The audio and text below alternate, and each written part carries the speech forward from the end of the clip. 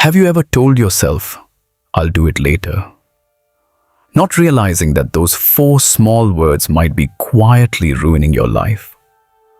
Most people never lose their future in one big mistake.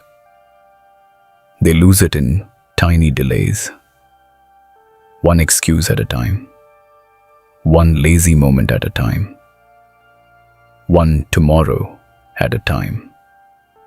And by the time they finally wake up, years are already gone. So listen carefully, because this story is not just meant to entertain you. It is meant to warn you. If you stay till the end, you may see your own life in it. And before we begin, if you believe stories like this can truly change the way a person thinks, subscribe now. Because one right message at the right time can completely redirect a life. Every human being gets the same 24 hours. The successful person does not receive extra time from God. The disciplined student, the rich businessman, the athlete, the dreamer, the failure, the struggler, all of them wake up with the same clock. The real difference is simple. Some people treat time like treasure. Others treat it like it will last forever. And the truth is, time never waits for anyone. In a quiet little town, there lived a young boy who had everything most people pray for. He had loving parents who cared deeply for him, kind teachers who wanted him to succeed, and a comfortable home where he had all the support he needed. He was not foolish. In fact, he was bright, sharp, and naturally talented. He had a good heart. People believed he could do something great with his life one day. But there was one problem hiding inside him. A problem so dangerous that it slowly began to destroy all his potential without making any noise. That problem was laziness. Not the kind of laziness that looks dramatic from the outside. No. His laziness came disguised in a very innocent sentence. "I'll do it later." Whenever his mother asked him to clean his room, he would casually say, "Later, Mom." Whenever schoolwork was assigned, he would tell himself, "There's still plenty of time." Whenever he had the chance to learn something new, build a useful habit, or improve himself in any way, he would push it forward and say, "Maybe tomorrow." At first, it didn't seem like a serious issue. After all, one delayed task doesn't feel dangerous. One missed chance doesn't feel life-changing. One lazy afternoon doesn't feel like the beginning of failure. But life doesn't fall apart all at once. It slips away quietly. Days turned into weeks. Weeks turned into months. Slowly, while others around him were growing, improving, and moving ahead, the boy remained stuck in the same place. His classmates were becoming more skilled, more focused, and more confident. Some were learning instruments. Some were reading books. Some were improving in school. Some were building discipline. But the boy was still where he had always been. Thinking about starting, planning to improve, waiting for the right mood, and promising himself he would begin soon. His parents became worried. His teachers began to lose patience. Even his friends noticed the pattern. Again and again, people around him told him the same thing. Time is precious. Don't waste it. But he never truly felt the weight of those words. To him, it all sounded exaggerated. He believed He was still young. He believed there would always be more time. He believed tomorrow was guaranteed. And that belief is where many lives get ruined.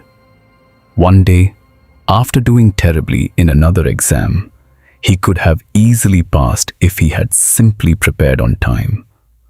The boy felt something he had not felt before.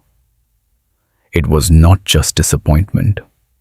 It was frustration mixed with confusion. Deep inside, he knew he was capable of more. He knew he was not weak or unintelligent. So why was his life not moving forward? That same evening, after sitting alone and replaying his failures in his mind, he decided to go and meet a wise sage who lived at the edge of the town. People often visited this man whenever they felt lost in life. Some came with heavy hearts. Some came with difficult questions. And many left with clarity they had never had before. The next morning, the boy made his way toward the old sage's home. The place was peaceful, shaded by a large banyan tree whose branches stretched wide like open arms. The air was still. Birds chirped softly nearby. And under the tree sat the sage, calm and silent, as if he had all the time in the world, yet wasted none of it. When the sage saw the boy approaching, he smiled gently and said, "You look troubled. Tell me, what is weighing on your heart?" The boy sat down and sighed deeply. "Everyone keeps telling me I'm wasting my life," he said. "My parents say it, my teachers say it, even my friends say it. They all act as if time is some great treasure that I'm throwing away. But I don't fully understand it. I'm still young. I still have years ahead of me. Why is everyone making it such a big issue?" The sage looked at him for a long moment, as if he could see far beyond the words he had spoken. Then he nodded slowly and said, "You are gifted. You are capable. And you have goodness in you. But yes, there is one dangerous flaw in your life." The boy frowned. "Flaw? What flaw? I have what I need. I'm not a bad person. I'm not doing anything terrible." The sage gave a small smile and replied, "Not all destruction comes through evil. Some of it comes through delay." The boy fell silent. Then the sage said, "Let me tell you a story. Listen carefully, because if you truly understand it, it may change your life forever.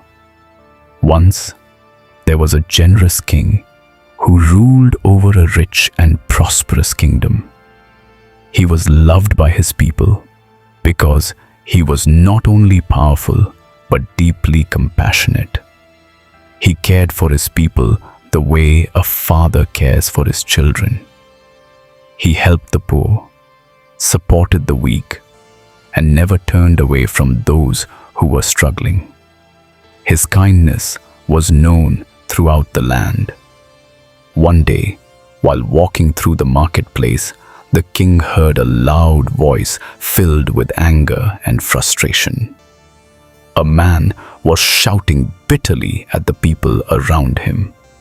He looked defeated, humiliated, and broken by life. Curious, the king stepped closer to see who he was. To his surprise, the man was someone he had once known very well. His old classmate from childhood. The king was shocked. The man who had once studied beside him had now become poor, unemployed, and deeply miserable. He had lost his dignity, his confidence, and the respect of those around him. Life had worn him down badly. The king approached him kindly and said, "My old friend, what happened to you? Why are you so angry?" The man lowered his head and replied with pain in his voice, "My king, I don't understand why my life turned out this way. Everywhere I go, people reject me. No one trusts me with work. No one believes in me. They all say the same thing, that I never complete anything on time, that I'm careless, unreliable, and lazy. I don't know what to do anymore. I can barely provide for my family." The king felt compassion for him. After a moment of thought, he said, "Tomorrow morning, come to my palace. I want to help you." The man looked up in disbelief. The next morning, the sun rose bright and golden, as if the whole sky itself was announcing the beginning of his greatest opportunity.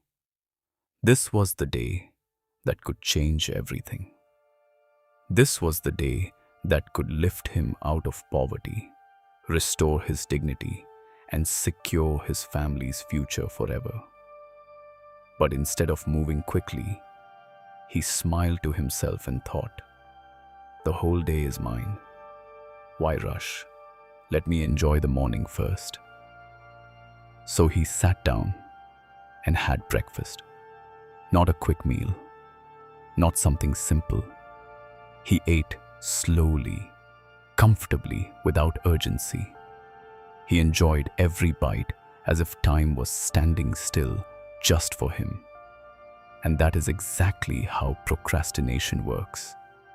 It makes you feel safe while it quietly steals what matters most. After breakfast, he stretched lazily and looked at the sky. There's still so much time left, he thought.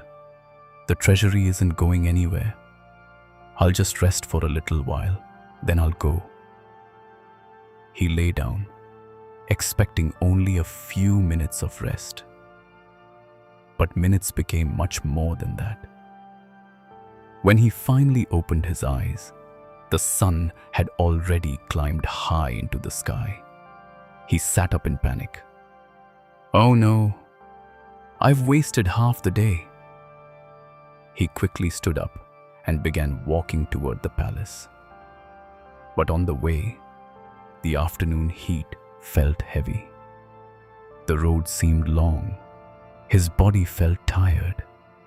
And then that same old voice returned to him. The voice that ruins millions of lives without sounding dangerous at all. "It's fine," it whispered. "You still have time. Just rest for a moment." So he sat beneath a large, shady tree. The breeze felt cool. The shade felt peaceful. He closed his eyes, just for a minute. And once again, time moved while he stood still. When he finally woke up, the sky had changed. The bright blue above him had turned orange and red. The sun was dropping fast. Evening had arrived. For one terrifying second, his heart froze. Then he jumped to his feet and ran. He ran harder than he had ever run in his life. Dust rose behind him. His chest burned. His breath grew heavy. Fear rushed through his whole body.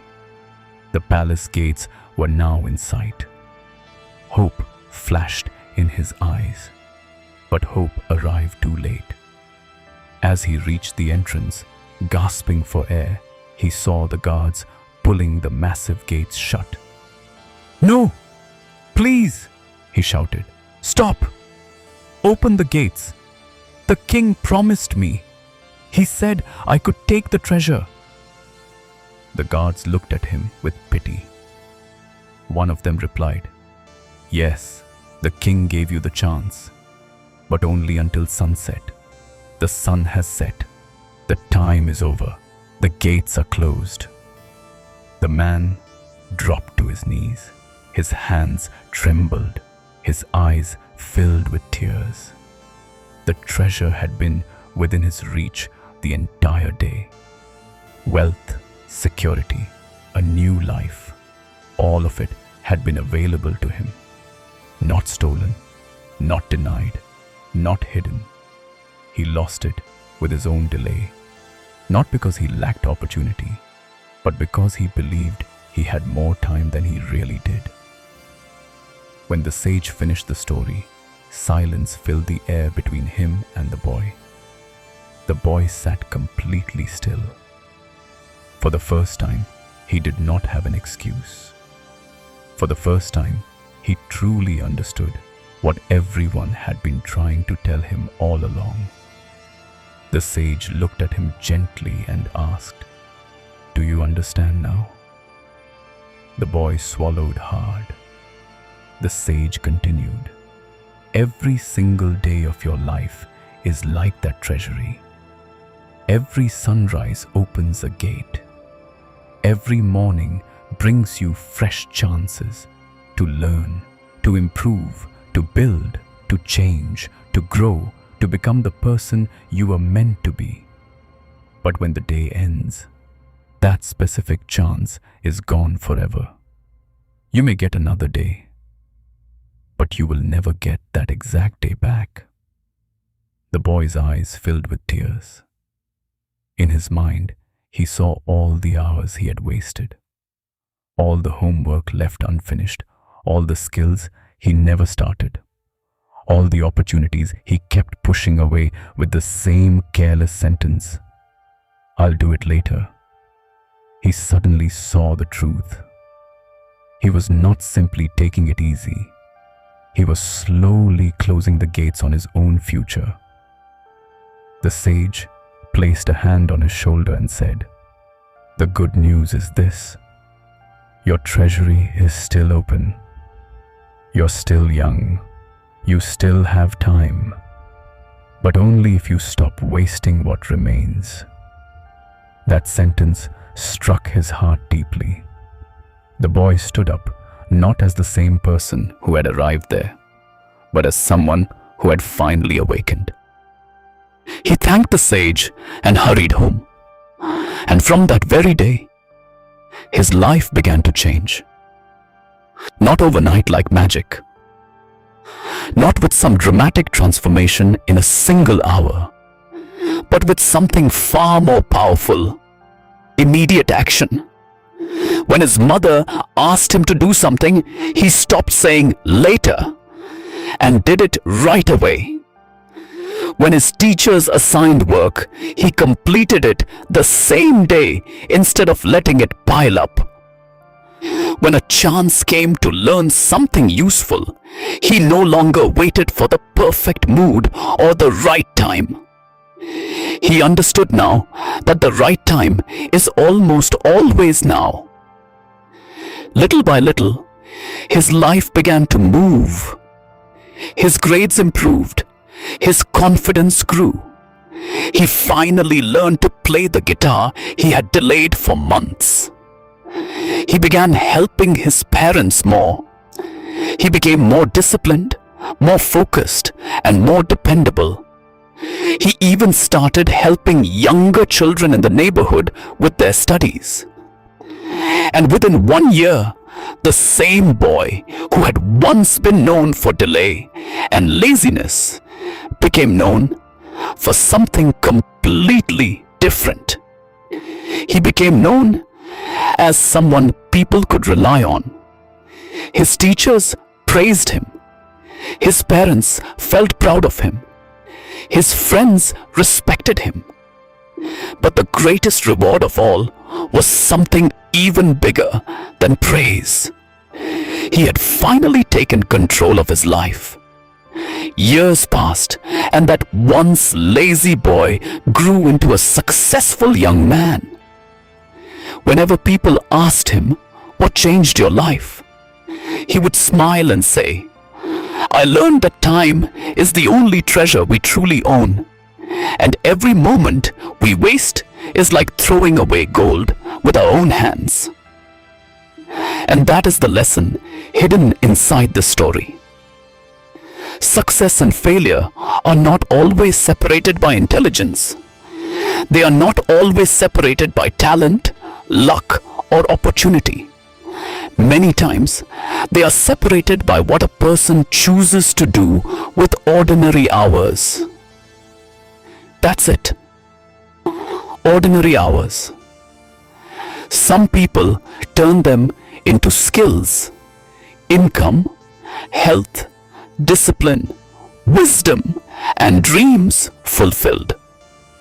Others turn them into excuses, delays, regret, and wasted potential. And maybe the hardest truth of all is this: laziness does not always look dangerous. It does not arrive wearing the face of destruction. It often arrives softly, politely, even comfortably. It whispers, "Relax. You can start tomorrow. There's still time." And that whisper has buried more dreams than failure ever did. Think about your own life for a second. What have you been postponing? What call have you been ignoring? What dream, habit, plan, skill, business, prayer, goal, or responsibility have you kept pushing into tomorrow, as if tomorrow is guaranteed? Because here is the truth most people avoid. Many lives are not ruined because people never had the chance. They are ruined because people kept delaying the chance they already had. The beautiful part is this: unlike the poor man in the story, your gate is still open right now. At this very moment, as you are listening to these words, your treasury has not closed yet. You still have time to begin. You still have time to repair your habits. You still have time to become disciplined. You still have time to change the direction of your life. But do not misunderstand that message. You still have time does not mean keep waiting. It means start now before time proves otherwise. So I want to ask you something seriously. What is the one thing you know you need to stop delaying? Write it in the comments and make that your promise today. Not next Monday, not next month, not when you feel ready. Today. And if you know someone who keeps wasting their potential, share this video with them. Sometimes one message can wake a person up before it's too late. If this story touched you, like this video, and subscribe for more powerful life-changing stories that don't just entertain you. They wake you up because your treasury is still open, but the sun is already moving.